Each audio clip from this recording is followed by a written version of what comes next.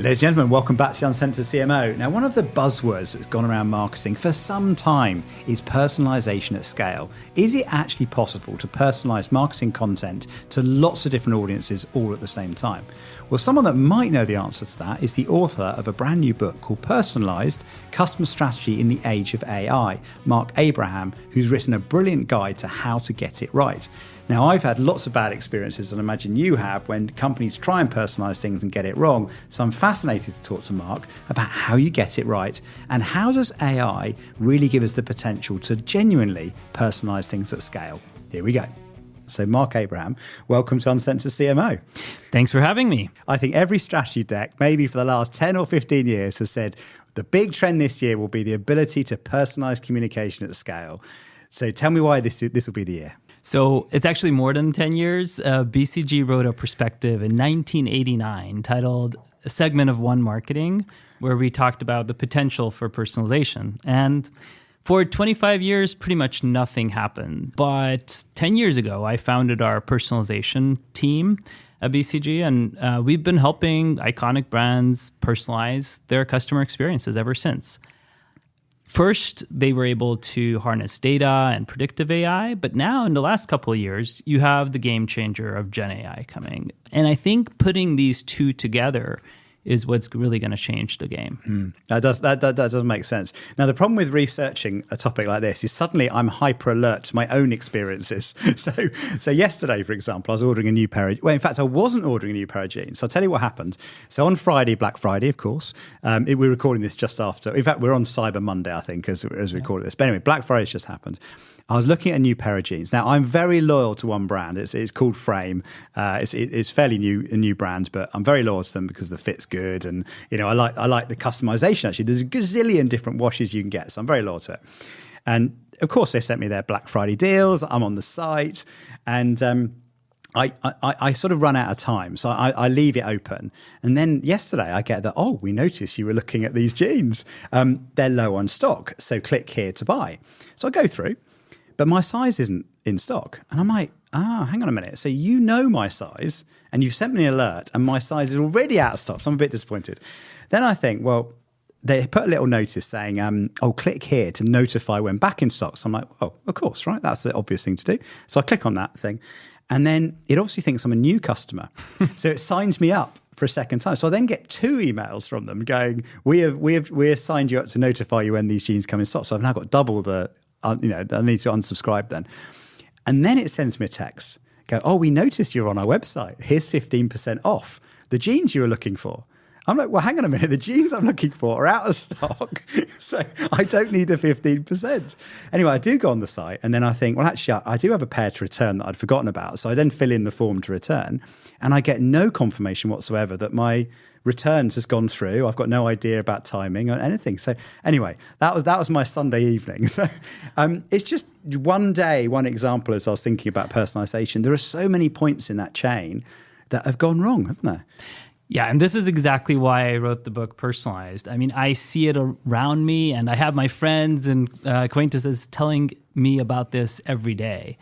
I mean, you see the inaccurate, like in clothes, you see it all the time. I bought my sister yoga pants, and now I'm getting hit up with women's yoga pants emails all the time.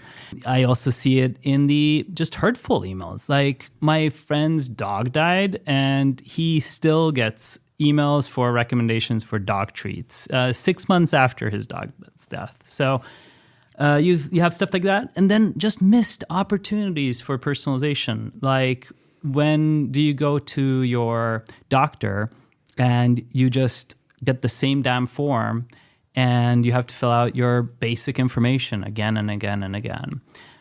So you see all these opportunities around you. I think there's also ones that, companies just use the information incorrectly. They misidentify people. There's obviously the age-old example from Target telling the father that his daughter is pregnant, but you see it in every market, in every country around the world. And in fact, When we surveyed customers about this, about 2/3 of customers said they had an inaccurate or invasive experience using personalization. So let me get that again. So 2/3 of customers said they had an inaccurate or invasive Yes. experience. That's pretty bad. Yeah. And it's not that customers don't want this, because actually 80% of customers tell us they would like an experience that's personalized, that's taking into consideration their needs, their data. And as one customer that we talked to told us, I may not have chosen to live in the world where brands have this much information about me, but I do. And I know that when I go on Amazon, I get that experience, and I want every brand to use that information about me. So most customers, and this is consistent in every market around the world. Because I was wondering about the customer data, because personalization is something we probably, most of us wish happened. But on the flip side, it can feel a little bit spooky. It's like you'll be chatting to your friend about, one day I'd love to go to Morocco. Yeah. And then suddenly you're served up here's a deal for a flight to Morocco going tomorrow sort of thing. And it can feel a bit invasive. But what does the consumer data tell us about people's kind of openness to personalization? So when there's a clear exchange in terms of your experience will be personalized in this way, and here's why you're giving me that data, the rates actually jump up significantly in terms of customers that are willing to give their information, from 30 to 90%, in fact.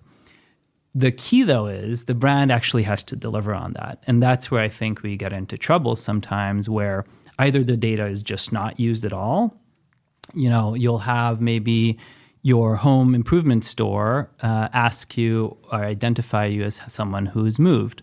Well, then they'd better use that information to give you relevant recommendations and products and recognize that that's the case. And sometimes the data is collected on one end, but the rest of the company doesn't quite know what to do with it. I mean, this must be a big problem. I remember a couple of years ago, I bought a new pair of Ray-Bans. I'd done quite a lot of research into the style, the colour, and I'd finally selected the ones that I really liked. And it was that moment that I got inundated with targeted ads about Ray-Bans. I'm like, hang on a minute. Do they not know I've just bought it? Because now I want to switch it off. It's annoying now because I'm like, I've already got the ones I want. I had an even worse one where I got a brand new dishwasher after 9 months because it was COVID, so it was delayed.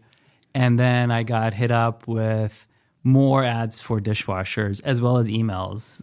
And by the way, the one I got was broken, so I had to wait for a replacement while I was getting all these emails. Even more annoying. Yeah, exactly. Yeah. Well, let's talk about the business case. I mean, in your book, by the way, congratulations on the book that's just come out. Thank you. You put a pretty big number out there in terms of business case. You talk about a $2 trillion opportunity. Now, I think every year about $1 trillion is spent on advertising. So this is twice the size. Now, it's over a 10-year period, I think, you put in the book. 5 years, actually. Oh, 5-year period. Yes, Oh, even exactly. better. There we go. That's right. How do you arrive at such a big opportunity? And can you break down kind of why there is such a big opportunity to get this right? Yeah, so one of the issues with personalization has been it's an overused buzzword, and there's really hasn't been a way to measure it. So we came up with what we call the personalization index. So it's a basic score which we did tons of research on, and we scored hundreds of companies, mystery shopping, the experiences across channels, and then also looking under the hood of what data, what technology, what processes these companies use. And so we scored all these companies across industries around the world. What we found is that only 10% of companies are personalization leaders. Now, the good news is these companies exist today across all industries. So there's pioneers figuring out how to do personalization well in almost every industry, but it's only 10%. So we looked at next, how are these companies performing? And the most surprising result, I think, was that personalization leaders are consistently growing 10 points faster per year in terms of their top line revenues than laggards, and about 6 points faster than the average. So you play that out across industries. These companies are taking share. They're growing the market. And that's where we get to these numbers of retail alone, for example. There's a $500 billion opportunity that personalization leaders have to capture share and grow the market.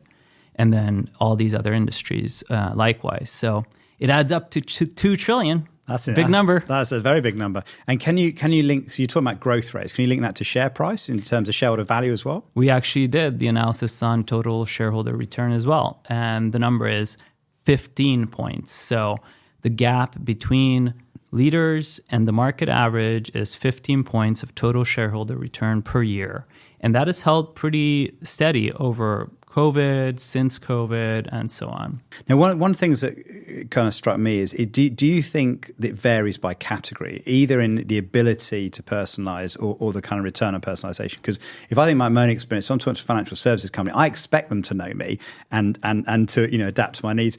Maybe if I'm buying a can of drink, I'm not so bothered. So are there some sectors where the prize is bigger, and are there sectors as well where it's being done better? So certainly so far, the digital natives across industries and retailers have captured the most share, usually because they have all these direct customer relationships. They have specific interactions with customers that are quite frequent.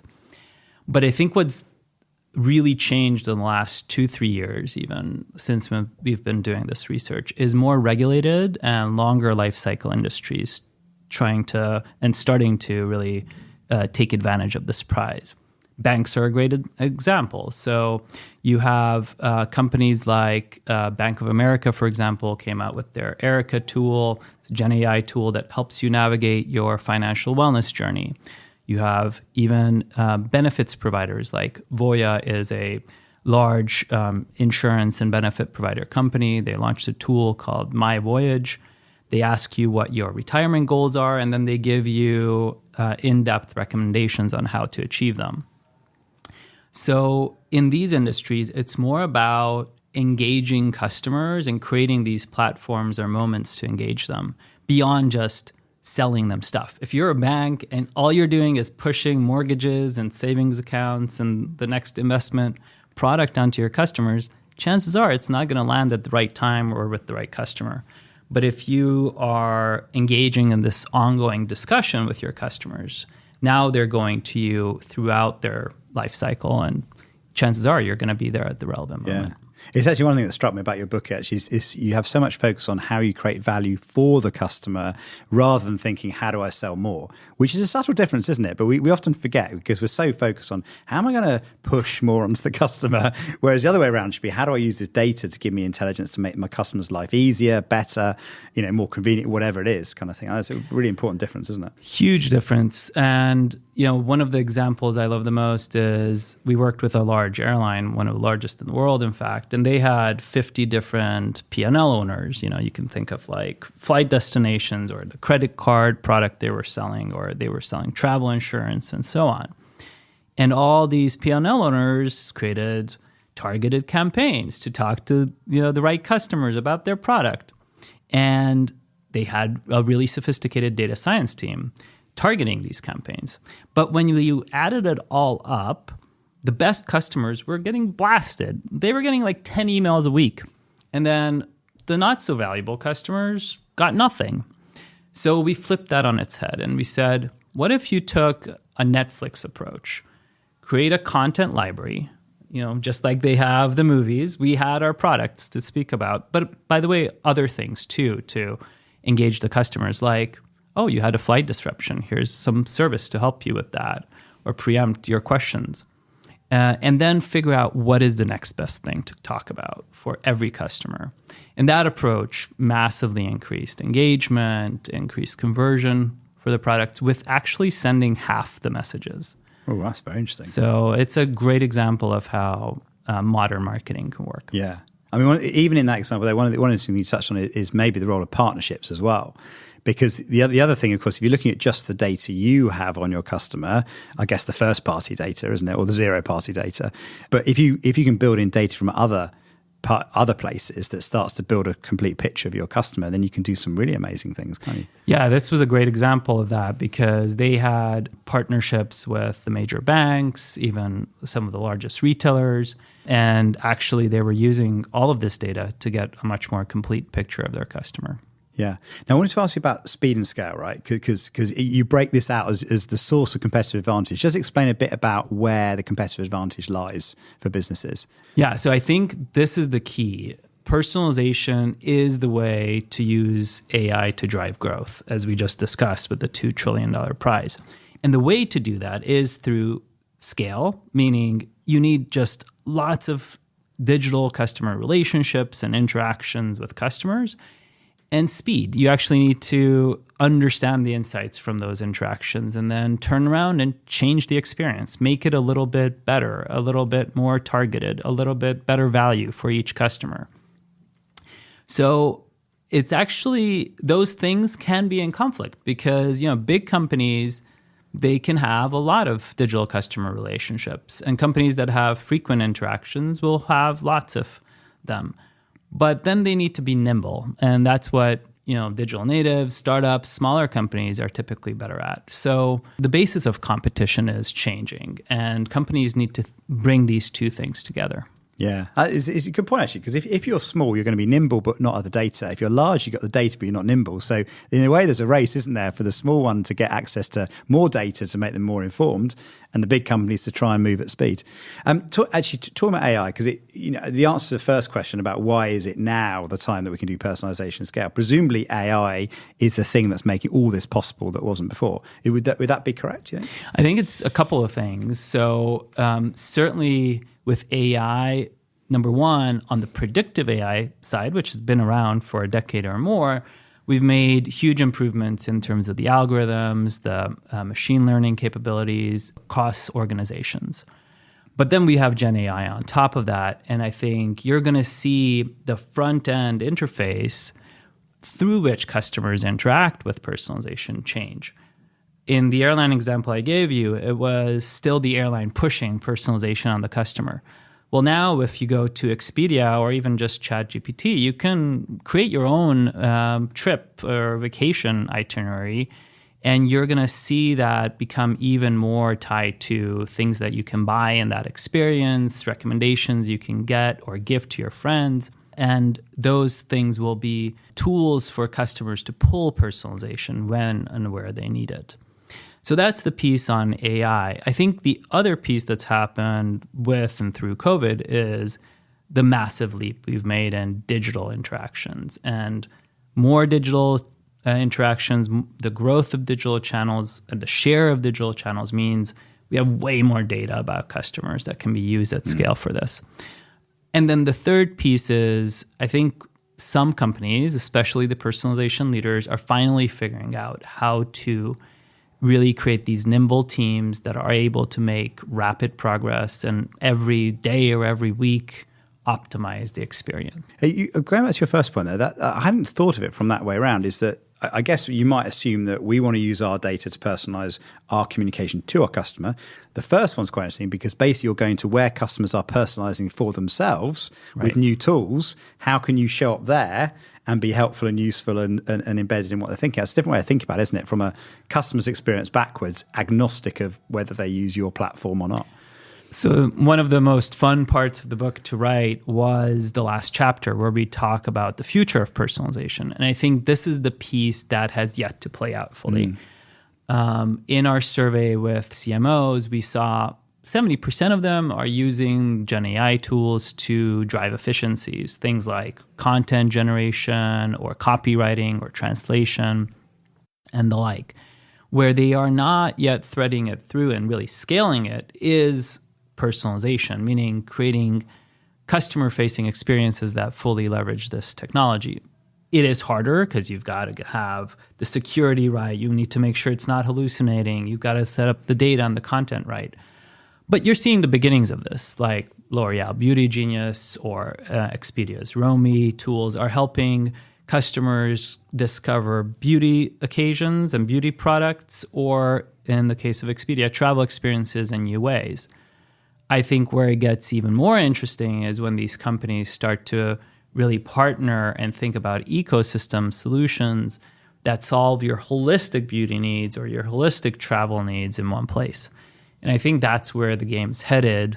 Who will first launch those is, I think, an interesting question. Will it be the big, large platforms, tech players, or will it be the brands, or will it be brand new startups? You're going to have complete new business models emerge. I mean, and then you will need partners, right? Because you won't be able to do that unless you partner with the full supply chain. And you might even have to collaborate with your competitors as well to provide a service that's genuinely useful to customers. So, exactly. It's kind of like a marketplace of experiences. Yeah, completely. Just to go on AI before we go into a bit more about personalization. So the thing I find with AI, I speak in my day job, speak to so many companies, right, about this. And every big business wants to be leaders in AI. How many of them are actually leaders in AI? Not very many. It's like if I got paid £1 for every time someone said we want to be leaders in AI, it's like, yes, okay, all right, that's the you and buzzword. everybody, that sort of thing. And you look under the hood and so few actually are. There's a really big difference between those that are genuinely doing and those that want to be doing. What marks out the companies that really are leading? What are they doing that makes them leading in this space? One of the things we advocate in the book is really aligning on the vision. And I think that's critical with AI as it is with customer experience, because typically I talk to so many companies. Like I was talking with a bank where they said, we have 400 AI use cases across the company that we're launching. And I asked, how many have you scaled? 0. I think that's a really typical response, because there's a lot of innovation and good work happening, but what is the vision? What are the big bets we're making? And how do you align the CIO, the CMO, the chief analytics officer, chief data officer around that vision is really critical, because you need to focus resources. So that's number one. Number two, having someone that is owning the roadmap is super important. I was just in a workshop here in London a couple of weeks ago, and one of the big ahas as we engaged with clients across sectors was only one of the 10 companies at the table had an owner owning the roadmap. It's not that that person controls all the resources, but they need to be able to hold the organization accountable. We said we would launch this by this date, and we did or we didn't, or we will or we won't. And flagging those things, raising it early, holding the organization accountable, not just for the milestones, but the financial results, because these are huge investments. And the CFO, if they don't see results, rightly won't be funding the next phase of the journey. So that ownership is key. And then lastly, I think most companies still struggle with the unit of the team to make this happen. Agile is an overused word as well, just like personalization. But most often where I find companies trip up over this is they'll launch an agile team and then it becomes 50 people across functions trying to work together, and they can't even get a meeting on the books to talk about stuff, let alone make progress. How do you whittle that down to a 2-pizza team, as Amazon would call it, right? And 8 to 10 people who are doers, who are making progress against key KPIs, and yet a size of prize for that team to go after that's going to be meaningful enough so the investments pay off. Yeah. I think so much the answers here are often, they're not technology, they're often organizational, aren't they? That's often the blocker. It's not that you can't do it, it's that have you set yourself up in the right way and given permission and put in the resources in the right place to make it happen so often. And that's why in the playbook we lay out for personalization in this book, we really encourage companies to start with that customer problem. How are you trying to empower customers is the first question we ask. And then thread all the things around data, technology, people, the processes against that. Yeah.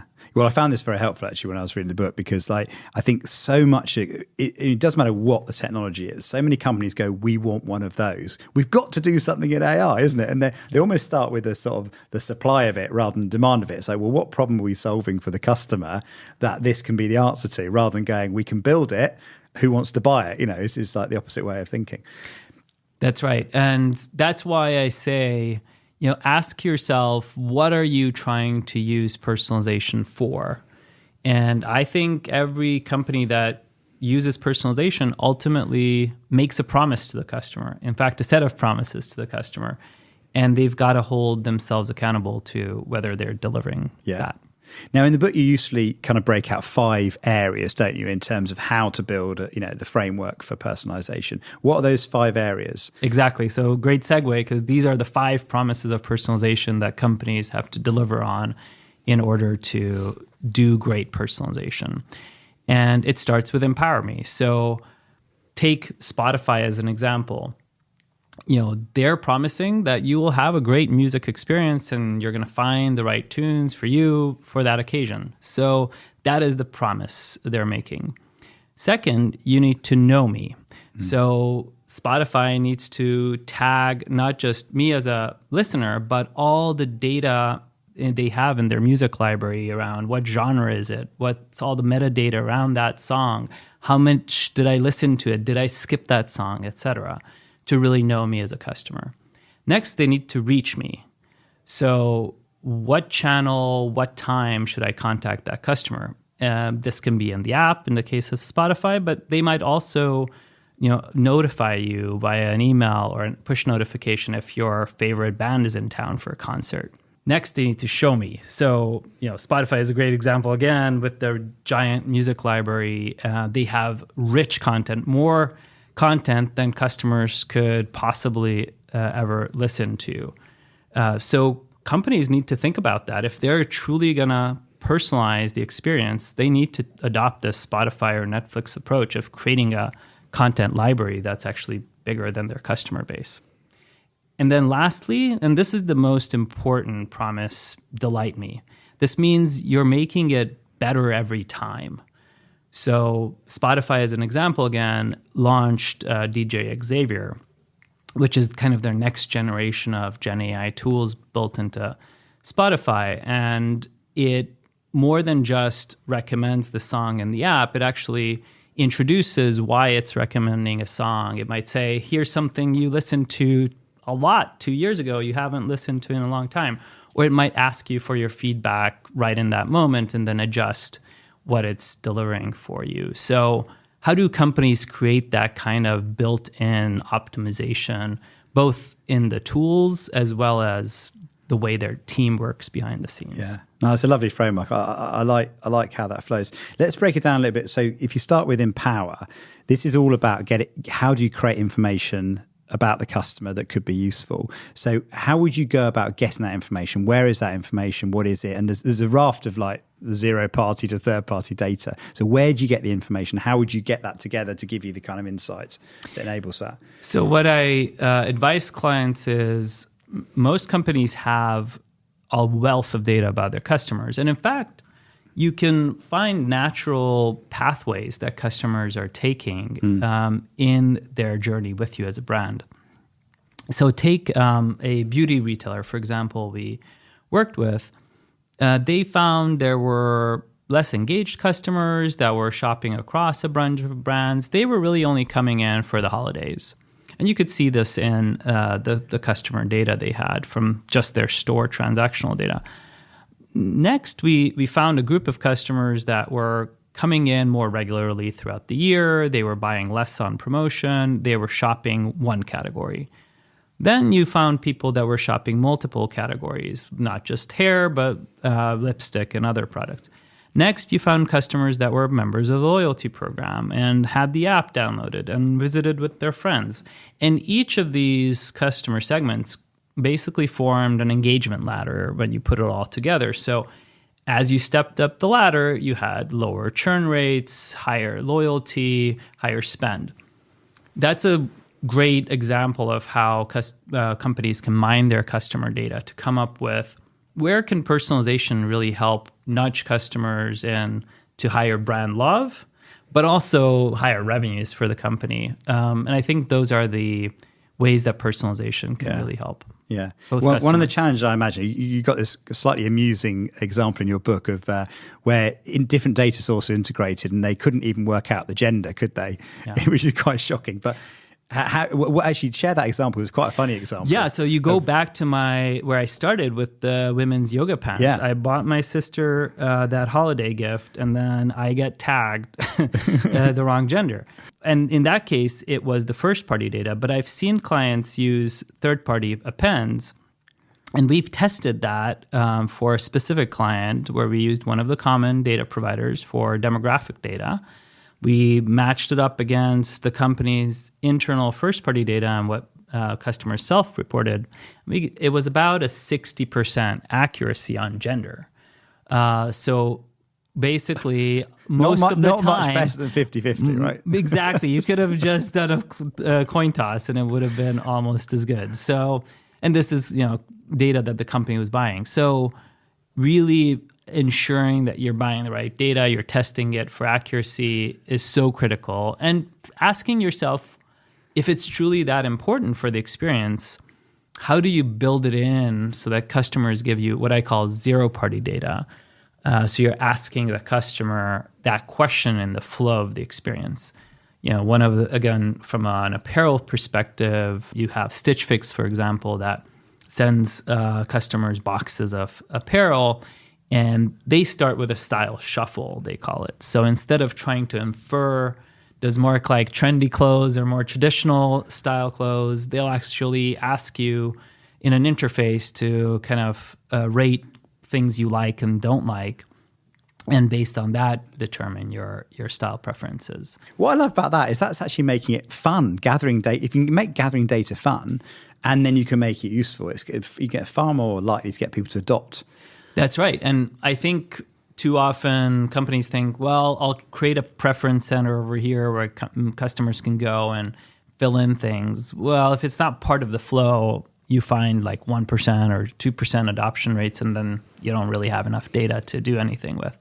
So how do you make it part of that flow and make it clear also, how is this going to make my experience better? So in that case, you know that your box that's going to come is going to be informed by the style choices you've just made.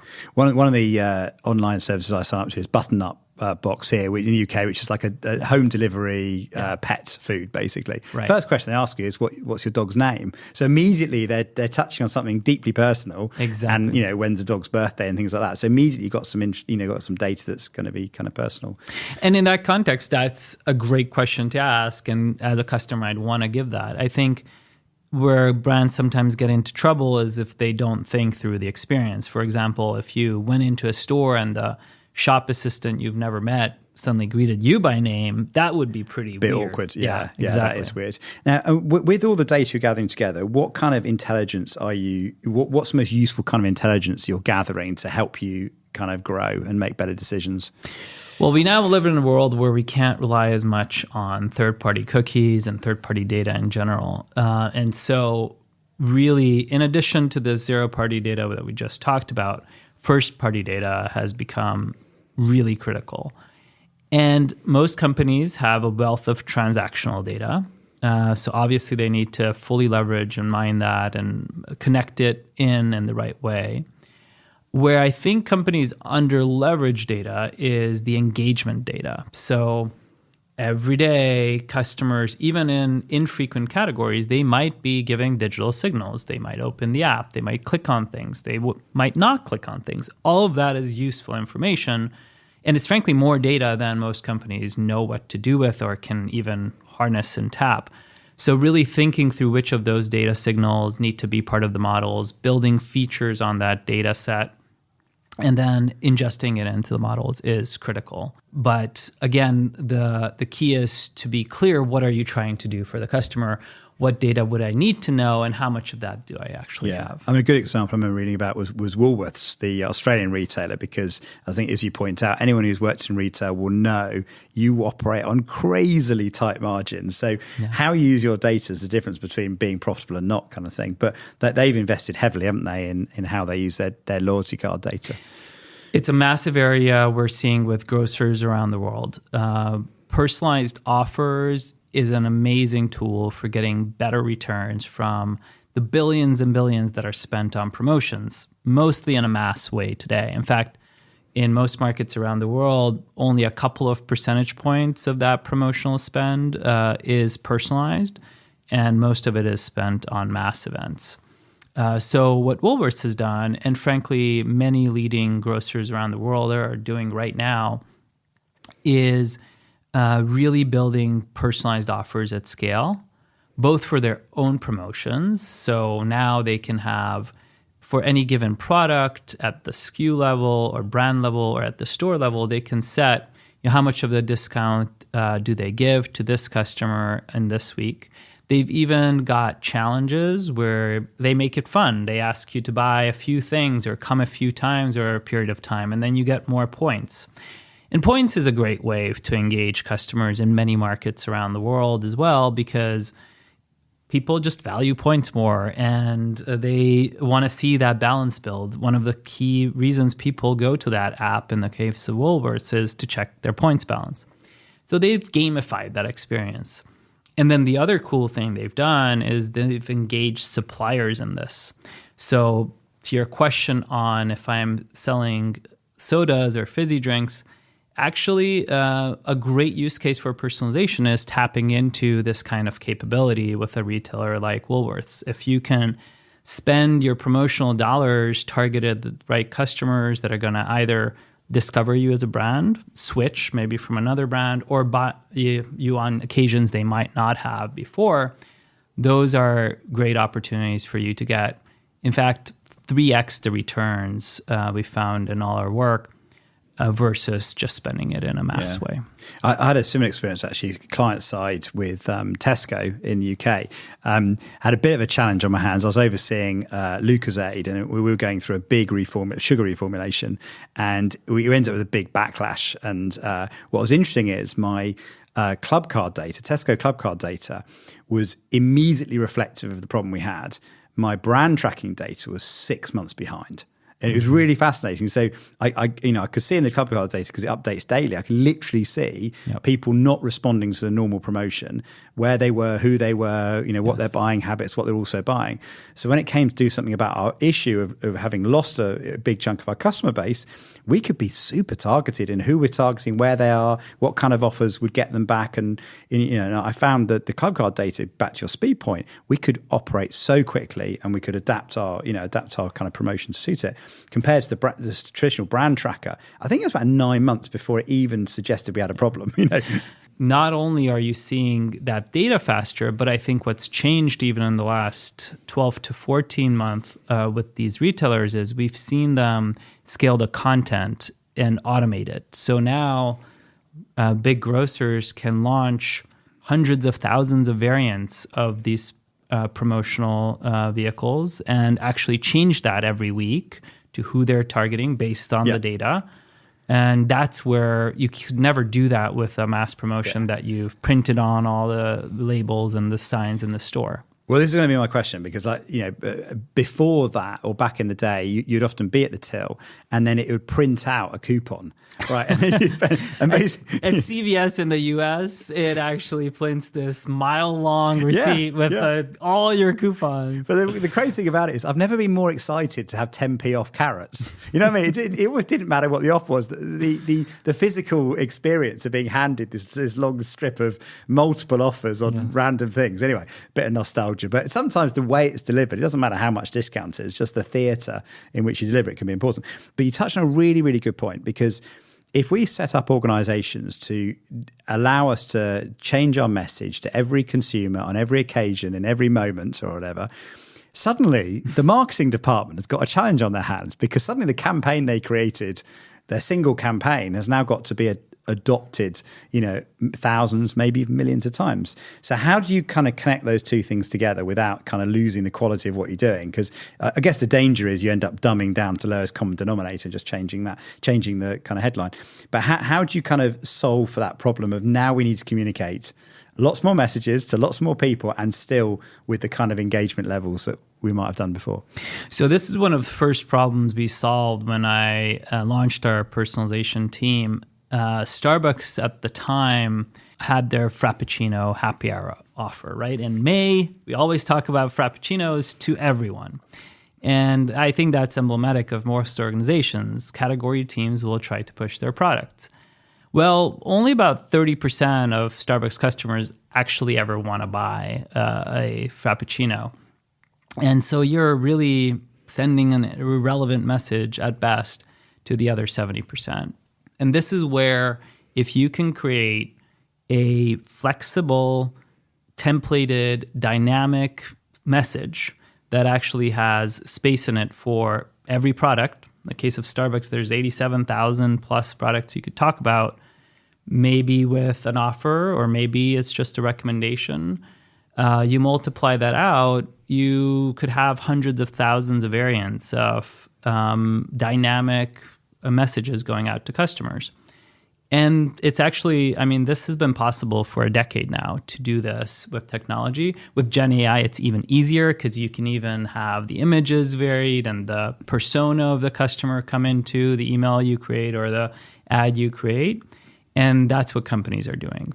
And again, with that approach, we have seen triple the ROI on promotional investments, ad investments in this area. It makes sense because actually my local barista knows that there is no temperature that's so cold that I won't also have a Frappuccino. So honestly, if you're advertising Frappuccinos in May, I was buying them in the middle of winter, when it was -10. So I'm like, I'm living proof that that's the case. Yeah, and actually, it's interesting. The whole coffee market has moved towards cold and more indulgent beverages in that regard. So part of it is our ability to discover all these beverages. It's like the macro versus micro, isn't it? At a micro level, of course, Frappuccinos peak in summer, of course, But then there'll be a whole bunch of, people like me that are very happy with Frappuccinos in the winter. Yes, and young people now order cold drinks throughout the year on average. No, exactly. But then by individual, it could be different. Oh, it's good to see I'm on trend then. Exactly. That's a there good you thing. go. But also actually, in my day job at System One, there's some good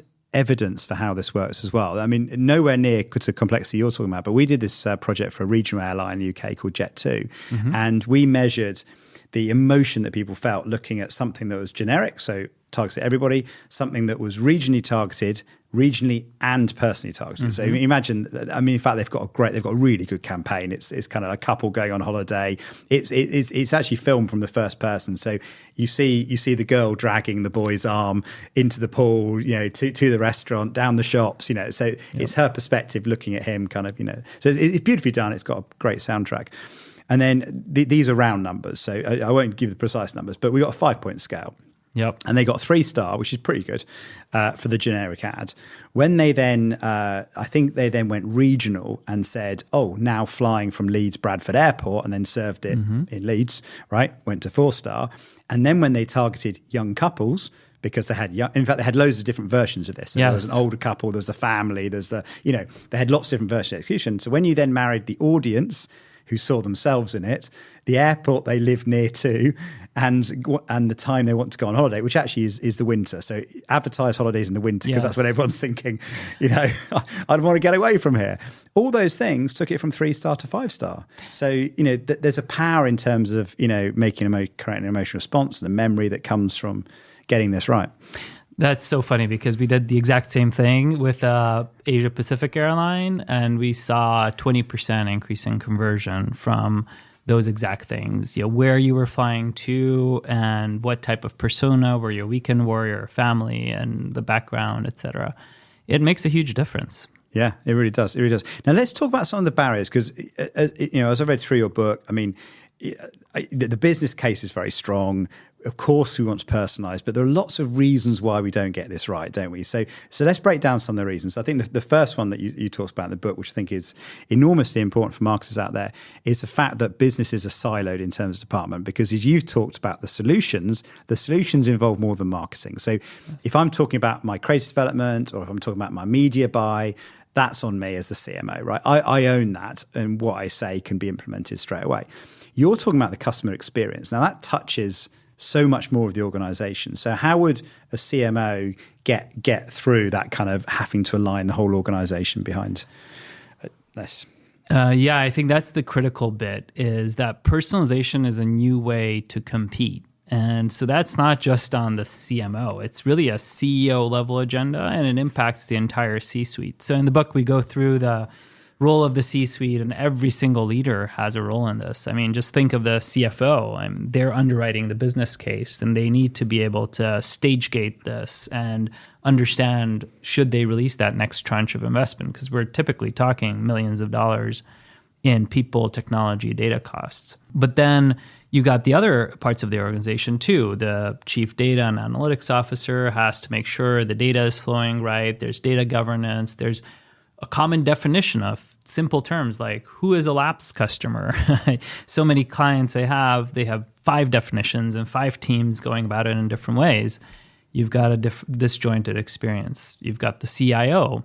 There's always a shortage of technology resources, and so much of this does depend on technology at the end of the day. So how are they aligned with the roadmap and the vision and allocating the resources against us? Those are just a few. But there's again, in my experience of System One, actually, there's a magic between the customer, person in charge of customer or CMO, and the product development team. So the people that can make it and understand what's possible and how to use the data and how it can all turn into products, and the people that understand the needs of the customer. I mean, other departments have a really important role and need sponsorship, but I found those two is almost you need to create an alliance with your CIO and put those two things together, because often they're, one's a supply and one's supply and one's demand, and those two don't meet. But I think a lot of this is getting those two departments together, isn't it? It's so true. And I think it plays out differently in different industries, which is why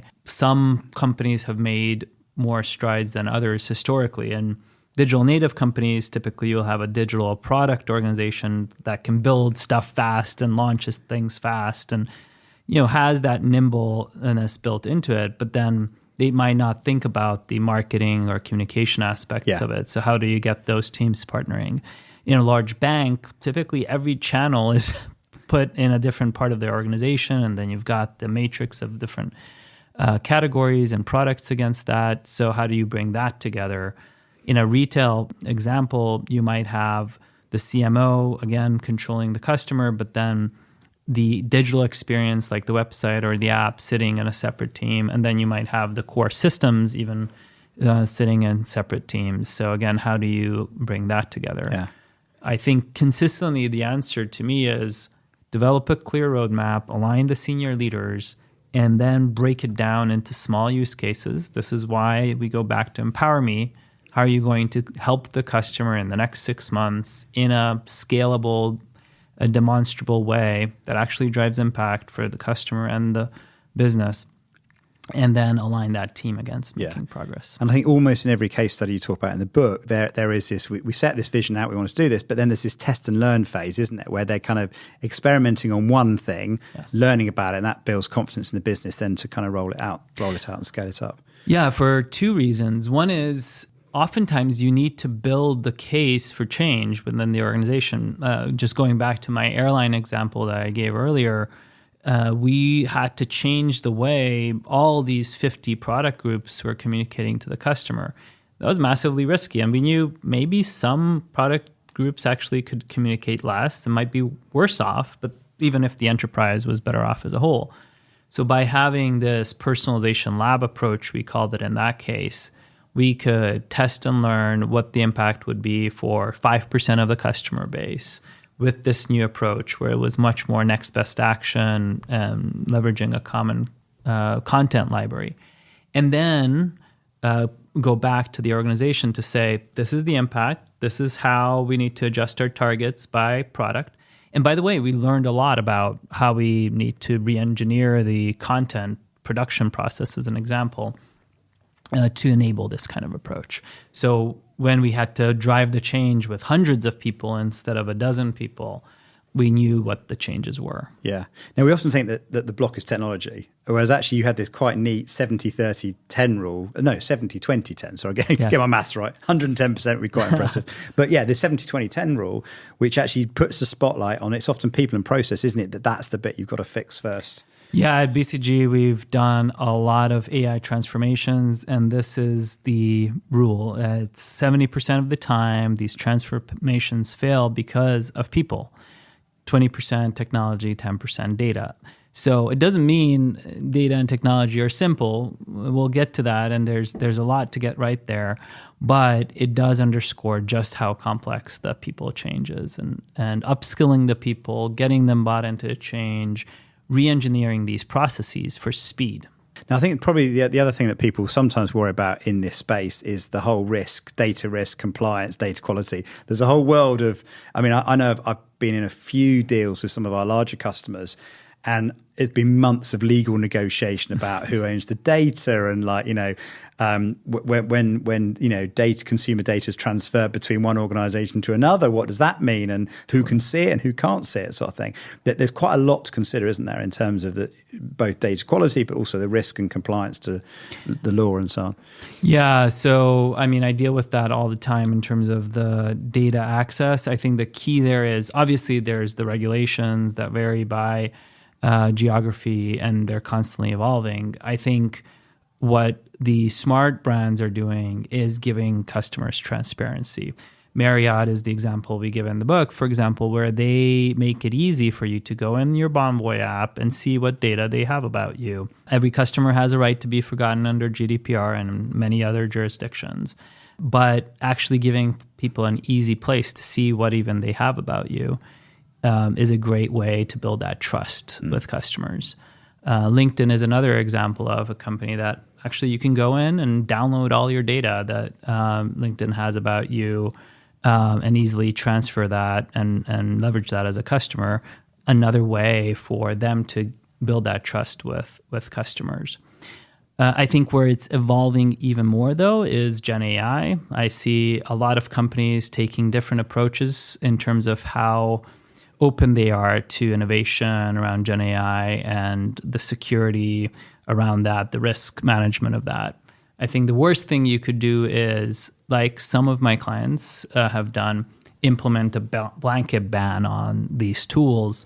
I think companies have to force themselves to find ways to safely experiment with the tools, because the truth is the skills of their own workforce and how relevant they are in the marketplace will be driven by their ability to leverage these tools. And I'm seeing a huge bifurcation in that already. That's really interesting, because I've spoken to a lot of the world's biggest tech companies, all of whom want to lead on AI, most of whom ban the open source AI platforms as well. Yes. So there's a conflict coming there, presumably, isn't there, in terms of who's going to win out and who's going to... I suppose they're all playing a game of, that they're backing their horse, aren't they, to be the winner, but presumably only one or two platforms will end up being the dominant in the future.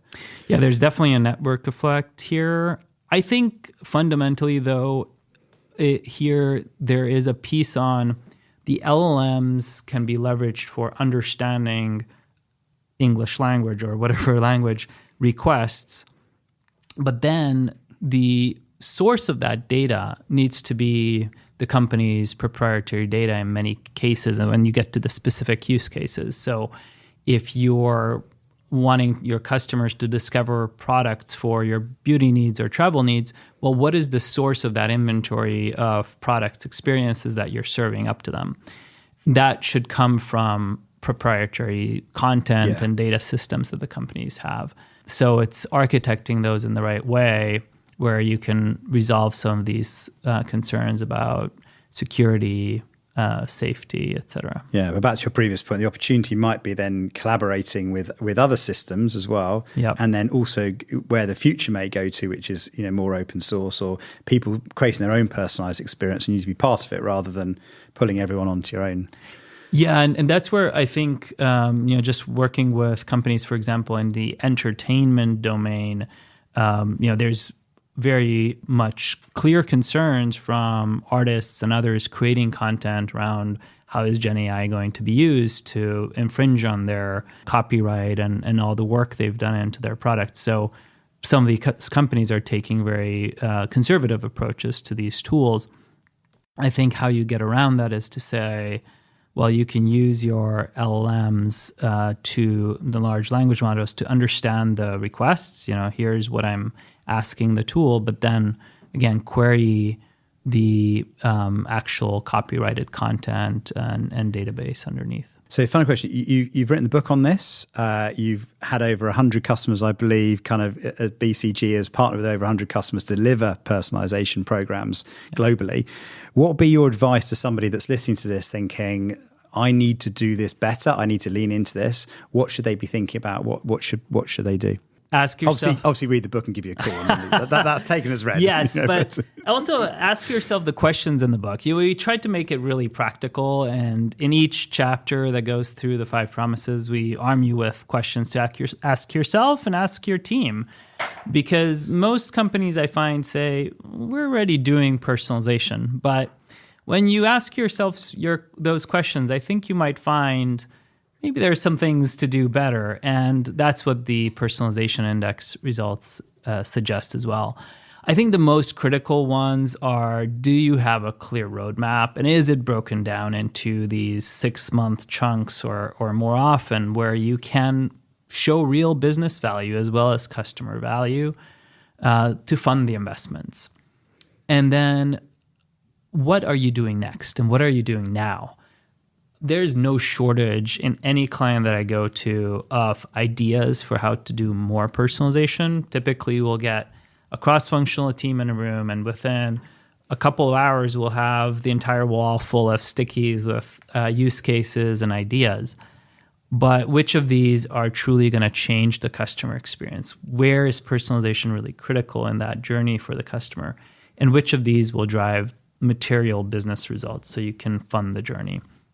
Those are the questions we ask. And I would say pick those few big wins and get started on them now. Once you build the momentum, and most companies are already on this journey, but some of them have lost a little bit of the momentum because maybe those first use cases just weren't big enough, material enough, or they didn't make progress on them fast enough.